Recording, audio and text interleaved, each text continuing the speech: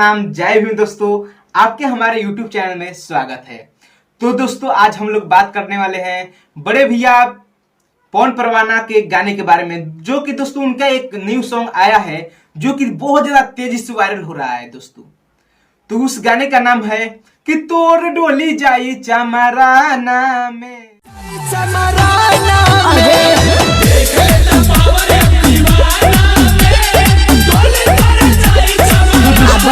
ये वीडियो आप सबको कैसा लगा?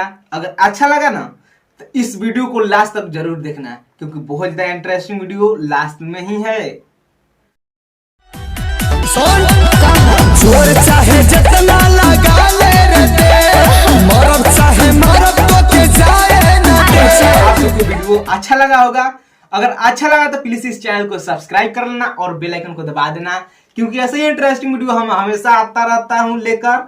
तब तक के लिए जय भीम, जय संविधान, टाटा, बाय बाय।